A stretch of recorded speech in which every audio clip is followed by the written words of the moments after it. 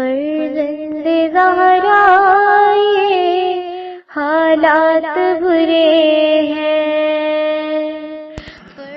کاشانہ بصیرت ایک ایسا مکمل یوٹیوب چینل جس پر محروم بصارت کے لیے بالخصوص اور تمام افراد کے لیے بالعموم سینکڑوں کی تعداد میں اسلامی کتب دستیاب ہیں۔ لہذا گزارش ہے کہ آپ اپنی ذمہ داری نبھاتے ہوئے کاشانہ بصیرت کو سبسکرائب کرنے کے ساتھ ساتھ بیل آئیکن کو پریس کیجئے تاکہ آپ علم کے حصول کے ساتھ ساتھ مذہب اہل بیت کی اشاعت میں بھی اہم کردار ادا کرتے رہیں۔ کاشانہ بصیرت۔ فرزند زہرا یہ حالات برے ہیں۔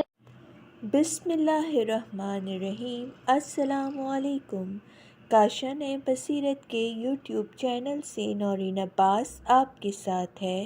ہم مطالعہ کر رہے ہیں الکوثر فی تفسیر القرآن کی جلد ششم کا، جس کے مصنف ہیں جناب محسن علی نجفی۔ تو آئیے آغاز کرتے ہیں الکوثر فی تفسیر القرآن کے 16ویں حصے کا۔ وَإِذَا وَقَعَ الْقَوْلُ عَلَيْهِمْ أَخْرَجْنَا لَهُمْ دَابَّةً مِّنَ الْأَرْضِ تُكَلِّمُهُمْ أَنَّ النَّاسَ كَانُوا بِآيَاتِنَا لَا يُوقِنُونَ۔ اور جب ان پر وعدہ عذاب پورا ہونے والا ہوگا تو ہم ان کے لیے زمین سے ایک چلنے پھرنے والا نکالیں گے جو ان سے کلام کرے گا کہ در حقیقت لوگ ہماری آیات پر یقین نہیں کرتے تھے۔ تفسیر آیات نمبر 1۔ وَإِذَا وَقَعَ الْقَوْلُ، یہ تعبیر قرآن میں وعدے کے پورا ہونے اور فیصلہ کن مرحلے میں داخل ہونے کے لیے استعمال ہوتی ہے۔ چنانچہ اگلی آیت میں فرمایا وَوَقَعَ الْقَوْلُ عَلَيْهِمْ بِمَا ظَلَمُوا فَهُمْ لَا يُنطِقُونَ، اور ان کے ظلم کی وجہ سے بات ان کے خلاف پوری ہو کر رہے گی اور وہ بول نہیں سکیں گے۔ نمبر 2۔ أَخْرَجْنَا لَهُمْ دَابَّةً مِّنَ الْأَرْضِ، ہم ان کے لیے زمین سے ایک چلنے پھرنے والا نکالیں گے۔ دابۃ تن کے لغوی معنی چلنے پھرنے والے کے ہیں۔ انسان اور حیوان دونوں شامل ہیں۔ یہ ہیں یا اخرجنا، زمین سے نکالنے سے مراد ہو سکتا ہے موت کے بعد دوبارہ زندہ کرنا ہو، یا بطور معجزہ کسی جاندار کو زمین سے نکالنا ہو۔ واضح رہے اس آیت میں دابۃً اور اخرجنا دونوں لفظوں میں ایسا اجمال ہے جس سے معلوم ہوتا ہے کہ اللہ تعالیٰ اس مطلب کو اجمال میں رکھنا چاہتا ہے۔ نمبر 2۔ تُکَلِّمُہُم، یہ دابۃً ان سے بات کرے گا۔ یہ قرینہ بن سکتا ہے کہ یہ دابۃً کوئی انسان ہے، لیکن ساتھ یہ امکان بھی ہے کہ اس دابۃً کا بات کرنا ایک معجزے کے طور پر ہو۔ پھر آگے وہ بات کیا ہوگی اس کا ذکر نہیں ہے۔ اس سے بھی معلوم ہوتا ہے اجمال میں رکھنا ہی منظور الہی ہے۔ یہ بات بھی قاری کی نظر میں رہے کہ اللہ تعالیٰ نے حفاظت قرآن کا جو انتظام فرمایا اس میں سے ایک یہی اجمال و ابہام ہے اور قرآن کا ذو وجود ہونا ہے۔ ہم نے مقدمے میں اس بات کی وضاحت کی ہے کہ قرآن نے صرف اصول و کلیات ہی بیان کیے ہیں اور تفسیر و تشریح کا کام سنت پر چھوڑ دیا ہے۔ آیہ مباہلہ میں ابناءنا اور نساءنا کی تشریح سنت نے کی ہے۔ ان شانئک ھو الابتر اور الشجرۃ الملعونۃ سے کون مراد ہیں، قرآن نے اس کی وضاحت نہیں کی۔ قابل توجہ بات یہ ہے کہ صرف ابو لہب کا نام صراحتاً ذکر ہوا ہے، چونکہ مستقبل میں رسول کے خاندان کی طرف سے کسی تحریف کا خطرہ نہیں تھا۔ نمبر 3، ان الناس كانوا بآیاتنا لا یوقنون۔ بعض کے نزدیک یہی وہ کلام ہے جو یہ دعوتاً کرے گا۔ مجمع البیان کے نزدیک ظاہر آیات یہی ہے، لیکن یہ دعوتاً کا کلام ہونا اور اس کا ظاہر آیات ہونا اکثر مفسرین کے نزدیک قابل قبول نہیں ہے، بلکہ اس بات کے سبب کا بیان ہے۔ ان کے بارے میں وعدہ عذاب کیسے پورا ہوا؟ وعدہ عذاب اس لیے پورا ہوا کہ وہ آیات الہی پر یقین نہیں رکھتے تھے۔ دابۃ من الارض کون ہے؟ غیر شیعہ مفسرین میں اس دابۃ کے بارے میں جو نامعقول خرافاتی باتیں منقول ہیں ان سے اندازہ ہوتا ہے کہ حقیقت کے راستے سے پھسلنے کے بعد کیسے گہری کھائی میں گرتے ہیں۔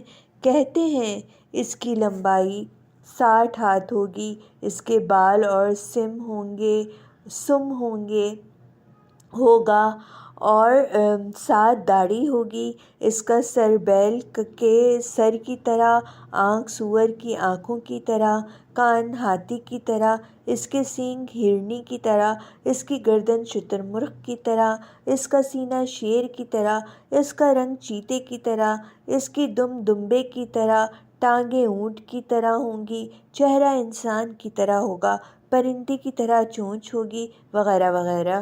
اس کے دونوں سینگوں کا درمیانی فاصلہ 1 فرسخ ہوگا۔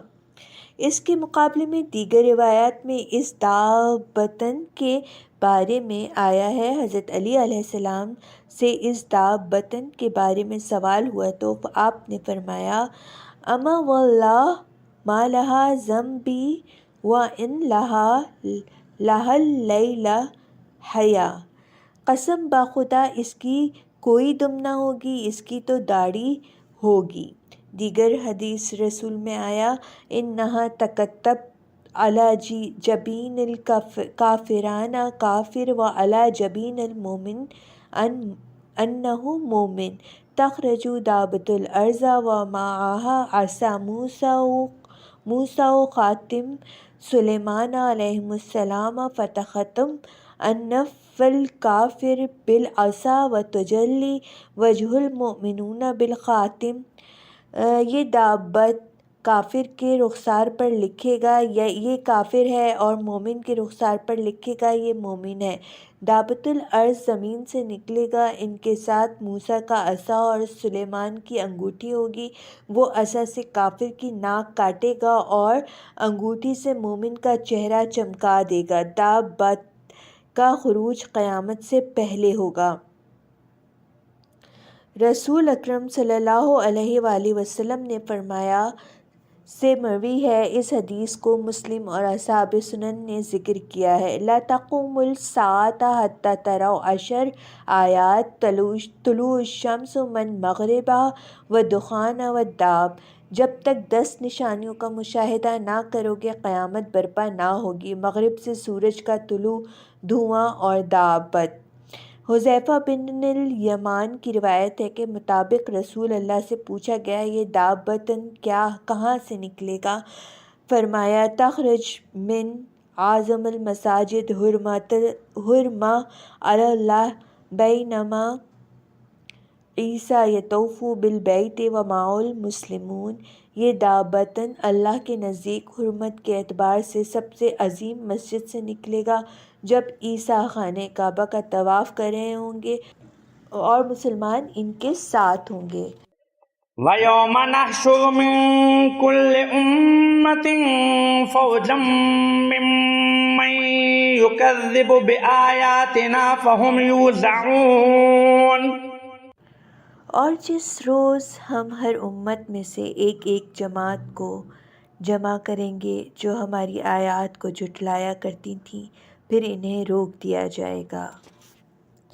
تفسیر آیت کے ظاہری سیاق سے تو ایسا معلوم ہوتا ہے کہ یہ قیامت سے قبل کا واقعہ ہے، کیونکہ قیامت کے دن سب کو جمع کیا جانا ہے۔ وحشرنہم فلم تغادر منہم احد، اور سب کو احدا، اور ہم سب کو جمع کریں گے اور ان میں سے کسی ایک کو بھی نہیں چھوڑیں گے، جبکہ اس آیت میں ہر امت میں سے یک و ایک جماعت کو جمع کرنے کا ذکر ہے۔ اس آیت کی دوسری تفسیر یہ کرتے ہیں یہ قیامت کا ہی واقعہ ہے، اور وَيَوْمَ نَحْشُرُ مِنْ كُلِّ أُمَّةٍ فَوْجًا، اس دن ہم ہر امت کو فوج فوج کر کے جمع کریں گے۔ تیسری تفسیر میں کہتے ہیں ہر نبی کی امت میں تصدیق اور تکذیب کرنے والے سب شامل ہیں۔ اس آیت میں فرمایا ہر امت میں سے تکذیب کرنے والوں کو جمع کیا جائے گا یا یہ کہ ان کے سرداروں کو جمع کیا جائے گا۔ اس تفسیر کے مطابق من زائدہ نہیں ہے اور واقعہ قیامت کا ہے۔ پہلی تفسیر کے مطابق اس آیت سے رجعت پر استدلال کیا جاتا ہے کہ ظہور مہدی علیہ السلام کے موقع پر دشمنان اہل بیت میں سے صف اول کے لوگوں کو انتقام اور صف اول کے مومنوں کو حکومت مہدی میں شرکت کے لیے زندہ کیا جائے گا۔ اس سلسلے میں شیعہ مصادر میں روایات کثرت سے موجود ہیں۔ علماء شیعہ کی ایک جماعت نے رجعت کے بارے میں وارد روایات کی تاویل کی ہے کہ رجعت سے مراد آل محمد کی حکومت کی رجعت ہے، افراد و اشخاص کی نہیں۔ ملاحظہ ہو مجموع البیان ذیل آیا صاحب المیزان کے نزدیک ظاہر آیات سے یہ حشر قیامت سے پہلے ہونا ظاہر ہو جاتا ہے، تاہم آیت اس مفہوم پر نص صریح نہیں ہے، تاویل ہو سکتی ہے۔ حتى إذا جاءوا قال أكذبتم بآياتي ولم تحيطوا بها علما أم ماذا كنتم تعملون۔ جب سب آ جائیں گے تو اللہ فرمائے گا کیا تم نے میری آیات کو جھٹلا دیا تھا جبکہ ابھی تم انہیں اپنے احاطۂ علم میں بھی نہیں لائے تھے، اور تم کیا کچھ کرتے تھے۔ تفسیر آیات نمبر 1، حتی اذا جاؤ، جب سب لوگ آ گئے، چونکہ باقی لوگوں کو روک لیا تھا۔ یہ یضعون سے مربوط ہے، تو اللہ تعالیٰ فرمائے گا یہ خطاب اللہ کی طرف سے ہوگا۔ آیاتی میں رجعت کی صورت میں آیات سے مراد ائمہ اہل بیت اور انبیاء علیہ السلام ہو سکتے ہیں۔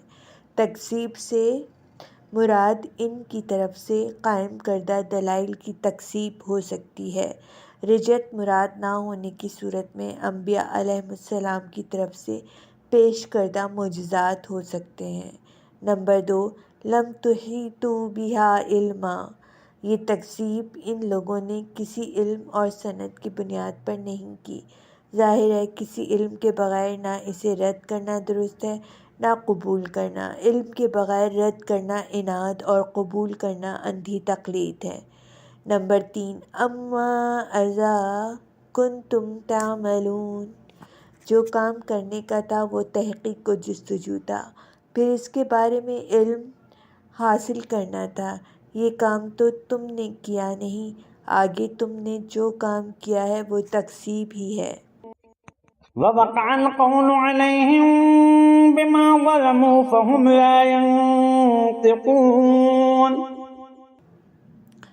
اور ان کے ظلم کی وجہ سے بات ان کے خلاف پوری ہو کر رہے گی اور وہ بول نہیں سکیں گے۔ تفسیر آیات نمبر 1، ان پر وعدہ عذاب پورا ہو گیا۔ اس آیہ شریفہ میں وقع القول کا مطلب وہی ہوگا جو آیت 82 میں وقع القول کا مطلب ہے۔ وہاں وقع القول کا مطلب وعدہ عذاب کا حتمی ہونا تھا، خود عذاب نہیں۔ لہٰذا اس آیت میں بھی وقال قولو سے مراد وعدہ عذاب کا حتمی ہونا ہے، خود عذاب نہیں ہے کہ قیامت کا دن مراد لیا جائے۔ نمبر 2، بما ظلموا، یہ وعدہ عذاب کا حتمی ہونا آیات الہی کی تکذیب کی صورت میں ہونے والے ارتکاب ظلم کی وجہ سے ہے۔ نمبر 3، فہم لا ینطقون، ان تکذیبی عناصر کے پاس کوئی عذر نہ ہوگا جسے وہ پیش کر سکیں گے۔ ألم يروا أنا جعلنا الليل ليسكنوا فيه والنهار مبصرة إن في ذلك لآيات لقوم يؤمنون۔ کیا انہوں نے یہ نہیں دیکھا کہ ہم نے رات اس لیے بنائی کہ وہ اس میں سکون حاصل کریں اور دن کو روشن بنایا؟ ایمان لانے والوں کے لیے اس میں یقیناً نشانیاں ہیں۔ تفسیر آیات، ان تکذیبی عناصر سے ہے کہ اگر کائنات میں موجود نظام و حکمت میں یہ غور کرتے تو دابۃ الارض جیسے معجزے کا ذریعہ استعمال کرنے کی نوبت نہ آتی۔ روز و شب کی آمد و رفت میں روئے زمین پر حیات و زندگی کی بقا و ارتقاء کا جو کردار ہے وہ کسی عاقل سے پوشیدہ نہیں ہے۔ صرف ان میں فکر اور تدبر کر کے اس سے نتیجہ اخذ کرنے میں فرق ہے۔ اہل ایمان اس حکمت آمیز نظام سے نتیجہ اخذ کرتے ہیں، دوسرے لوگ اسے روز کا معمول گردانتے ہوئے اس کی طرف متوجہ ہی نہیں ہوتے۔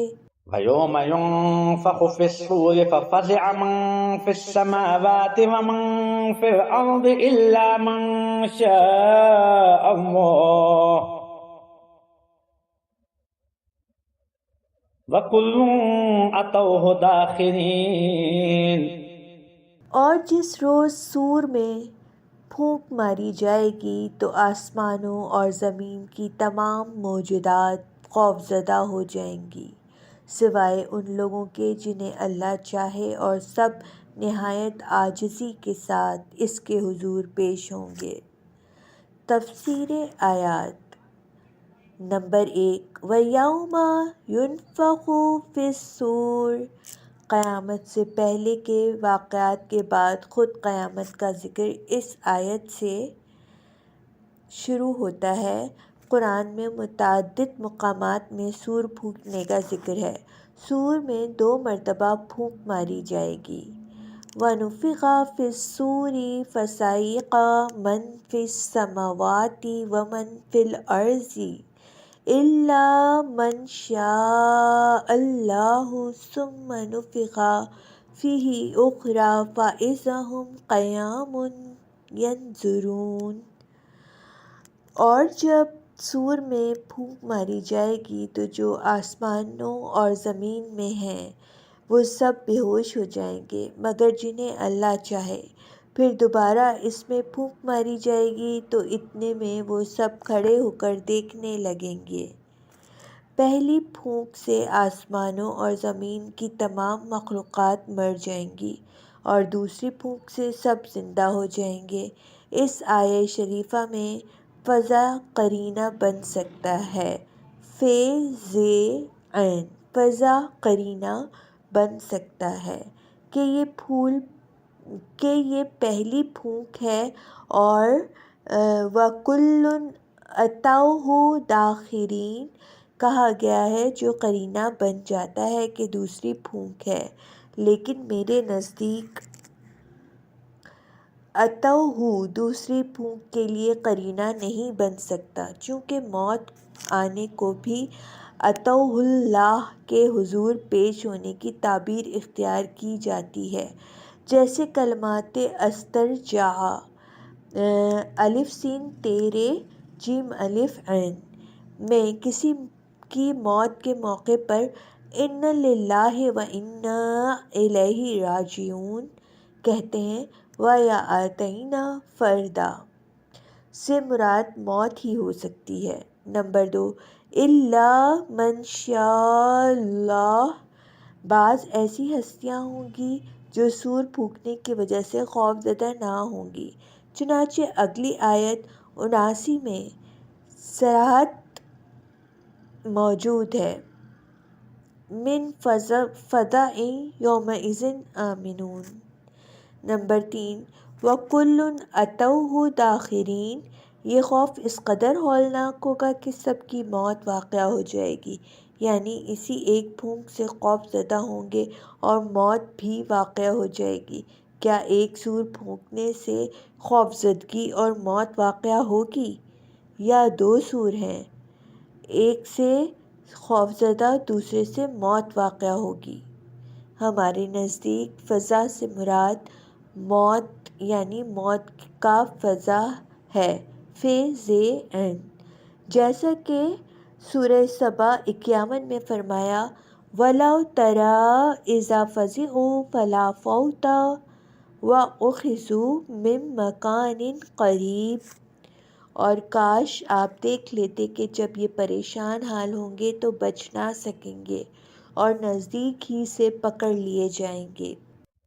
وَتَرَى الْجِبَالَ تَحْسَبُهَا جَامِدَةً وَهِيَ تَمُرُّ مَرَّ السَّحَابِ صُنْعَ اللَّهِ الَّذِي أَتْقَنَ كُلَّ شَيْءٍ إِنَّهُ خَبِيرٌ بِمَا تَفْعَلُونَ۔ اور آپ پہاڑوں کو دیکھتے ہیں تو سمجھتے ہیں کہ یہ ایک جگہ ساکن ہے، جبکہ اس وقت یہ بادلوں کی طرح چل رہے ہوں گے۔ یہ سب اس اللہ کی صنعت سے ہے جس نے ہر چیز کو پختگی سے بنایا ہے، اور وہ تمہارے اعمال سے یقیناً خوب باخبر ہے۔ تفسیر آیات۔ نمبر 1، وَتَرَى الْجِبَالَ تَحْسَبُوهَا جَامِدَةً، اس آیت میں کیا قیامت کے دن کا ذکر ہے یا زمین کی حرکت کی طرف اشارہ ہے؟ سیاق آیات بتاتا ہے کہ قیامت سے مربوط ہے کہ سور پھونکنے کے بعد ایک کائناتی انقلاب آئے گا جس میں پہاڑ جو ابھی آپ کو ساکن نظر آ رہے ہیں بادل کی طرح اڑتے ہوئے نظر آئیں گے، جیسے دوسری جگہ فرمایا، وَسُيِّرَتِ الْجِبَالُ فَكَانَتْ سَرَابًا، اور پہاڑ چلا دیے جائیں گے تو وہ سراب ہو جائیں گے۔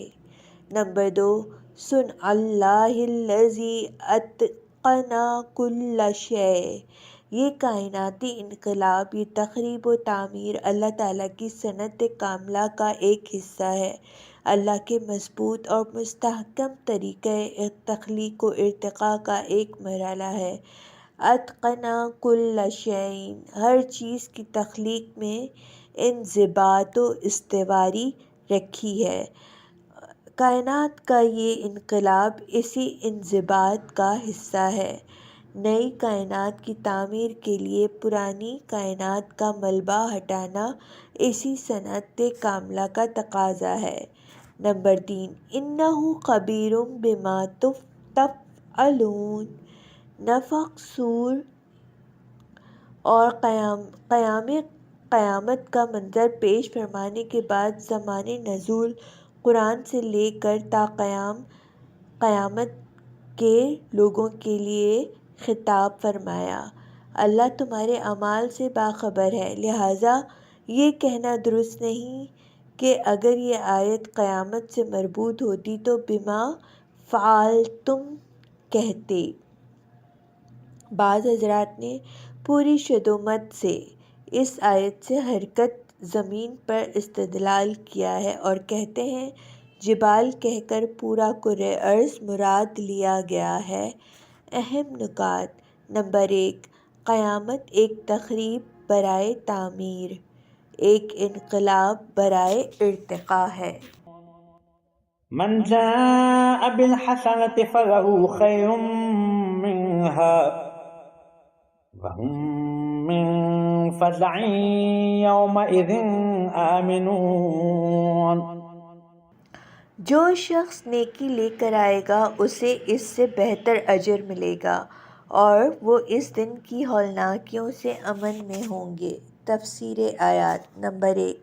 من جاء بالحسنتی، ایسی نیکی کا ذکر معلوم ہوتا ہے جو نجات کے لیے بنیاد ہے، ایسی جامع نیکی جو تمام نیکیوں کا سرچشمہ ہے، چونکہ اس نیکی کی وجہ سے وہ قیامت کی ہولناکیوں سے امان میں ہوگا. یہ اس نیکی کی طرح نہیں ہے جس کا ذکر من جاء بالحسنتی فلہ عشر امثالہا میں آیا ہے. وہاں نیکی برائے ثواب کا ذکر ہے، یہاں نیکی برائے نجات کا ذکر ہے. اسی لیے اس نیکی کے بارے میں بعض روایت میں آیا ہے یہ کلمہ لا الہ الا اللہ ہے، اور بعض دیگر مصادر میں آیا ہے اس سے مراد ولایت علی ابن ابی طالب ہے. بعض دیگر شیعی مصادر میں آیا ہے کہ اس نیکی سے مراد اللہ کی محبت ہے. امام جعفر صادق علیہ السلام ایک روایت اسی مضمون پر مشتمل ہے. المیزان ولایت علی کی تفسیر محبت خدا سے کرتے ہیں کہ علی کی ولایت کا مطلب فنا فی اللہ ہے، اور سب سے پہلے فنا فی اللہ کا دروازہ کھولنے والی ذات علی کی ہے. نمبر 2. وَلَهُ خَيْرٌ مِّنْهَا، اگر ہم نیکی کی تفسیر حب اللہ اور فنا فی اللہ سے کرتے ہیں تو اس جملے کا مطلب واضح ہو جاتا ہے. حب اللہ کا نتیجہ رضائے رب ہے، وہ سب سے بہتر ہے. وَرِضْوَانٌ مِّنَ اللہِ اکبر، اللہ کی طرف سے خوشنودی سب سے بڑھ کر ہے. نمبر 3. وَهُمْ مِنْ فَزَعٍ يَوْمَئِذٍ آمِنُونَ، یعنی اس جامع حسنہ کے حامل لوگ قیامت کی ہولناکیوں سے امن میں رہیں گے. جیسے فرمایا لا يَحْزُنُهُمُ الْفَزَعُ الْأَكْبَرُ، انہیں قیامت کے بڑے خوفناک حالات بھی خوفزدہ نہیں کریں گے. اہم نکات. نمبر 1. انسان کو اسی نیکی کے در پہ ہونا چاہیے جو نجات کی ضامن ہے. ومن جاء بالسيئة فكبت وجوههم في النار هل يجزون إلا ما كنتم تعملون. اور جو شخص برائی لے کر آئے گا پس انہیں اوندھے منہ آگ میں پھینک دیا جائے گا. کیا تمہیں اپنے کیے کے علاوہ کوئی اور جزا مل سکتی ہے؟ تفسیر آیات. اس سید برائی سے مراد ایک ایسی برائی ہے اس سید سین یہ حمزہ اور گولتے برائی سے مراد ایک ایسی برائی ہے جو تمام برائیوں کی آمج گاہ ہے. جیسے شرک، یعنی جو شرک جس کے ساتھ کوئی نیکی وجود میں نہیں آ سکتی، جیسی برائی لے کر آتا ہے تو اس کا انجام یہ ہوگا اسے اوندھے منہ آگ میں پھینک دیا جائے گا. ان دو آیات کی ایک اور تفسیر بھی ہے جو سابقہ تفسیر کے ساتھ متصادم نہیں ہے. یہ ان لوگوں کا ذکر ہے جو صرف حسنات یا صرف سیئہ سین یہ عین گول ہے سیئہ برائیاں لے کر آتے ہیں. ان کا حسنہ غالب ہے یا دوسرے لوگوں کا سیئہ برائی غالب ہے. بلا من کسب سیئۃ احاطت بہ خطیئتہ فاولئک اصحاب النار ھم فیہا خالدون. البتہ جو کوئی بدی اختیار کرے اور اس کے گناہ اس پر حاوی ہو جائیں تو ایسے لوگ اہل دوزخ ہیں جس میں وہ ہمیشہ رہیں گے. لیکن جن کے اعمال میں حسنہ اور سیئہ نیکی اور برائی دونوں مکس ہوں ان کی نجات سے مایوس نہیں ہونا چاہیے. فرمایا وآخرون اعترفوا بذنوبها خلطوا عملا صالحا وآخر سیئا عسى الله أن يتوب عليهم ان اللہ غفور رحیم۔ اور کچھ دوسرے لوگ جنہوں نے اپنے گناہوں کا اعتراف کیا، انہوں نے نیک عمل کے ساتھ دوسرے برے عمل کو مخلوط کیا، بعید نہیں کہ اللہ انہیں معاف کر دے، بے شک اللہ بڑا معاف کرنے والا رحم کرنے والا ہے۔ اہم نکات: نمبر 1، مومن ہوشیار ہوتا ہے، اس برائی سے بچنا چاہیے جو تمام برائیوں کی جڑ ہے۔ إنما أمرت أن أعبد رب هذه البلدة الذي حرمها وله كل شيء وأمرت أن أكون من المسلمين۔ اے رسول، آپ یہ کہیں، مجھے حکم دیا گیا ہے کہ میں اس شہر مکہ کے رب کی بندگی کروں جس نے اسے محترم بنایا اور ہر چیز اسی کی ملکیت ہے، اور مجھے حکم دیا گیا ہے کہ میں فرما برداروں میں سے رہوں۔ تفسیر آیات: نمبر 1، انما امرت ان اعبد رب۔ مشرکین شہر مکہ کی حرمت کے قائل تھے اور اس گھر کی حرمت کی بنیاد پر وہ عربوں پر اپنی بالادستی قائم رکھتے تھے، لیکن جس ذات نے اس شہر اور اس گھر کو یہ حرمت دی، اس کی وحدانیت کے قائل نہ تھے۔ رسول صلی اللہ علیہ وآلہ وسلم کو حکم ہوا کہ اس عقیدے کی تائید کریں کہ میں اس شہر مکہ کے رب کی عبادت کرتا ہوں، اسی رب کی عبادت کرتا ہوں جس نے اس شہر کو محترم بنایا۔ نمبر 2، الذی حرمھا ولہ کل شیء۔ وہ صرف اسی شہر مکہ کا مالک نہیں ہے جیسا کہ مشرکین اپنے ارباب کو کسی خاص شعبے کے ساتھ محدود کرتے ہیں، بلکہ میرا رب ہر شے کا مالک ہے، وہ کل کائنات کا واحد مالک ہے۔ نمبر 3، وَأُمِرْتُ أَنْ أَكُونَ مِنَ الْمُسْلِمِينَ۔ مجھے یہ حکم بھی دیا گیا ہے کہ میں اپنے رب کے ہر حکم اور اشارے کو تسلیم کروں اور اس حکم کی تعمیل کروں۔ وَأَنْ أَتْلُوَ الْقُرْآنَ فَمَنِ اهْتَدَى فَإِنَّمَا يَهْتَدِي لِنَفْسِهِ وَمَنْ ضَلَّ فَقُلْ إِنَّمَا أَنَا مِنَ الْمُنذِرِينَ۔ اور یہ کہ میں قرآن پڑھ کر سناؤں، اس کے بعد جو ہدایت اختیار کرے گا وہ اپنے لیے ہدایت اختیار کرے گا، اور جو گمراہی میں چلا جائے اسے کہہ دیجئے میں تو بس تنبیہ کرنے والا ہوں۔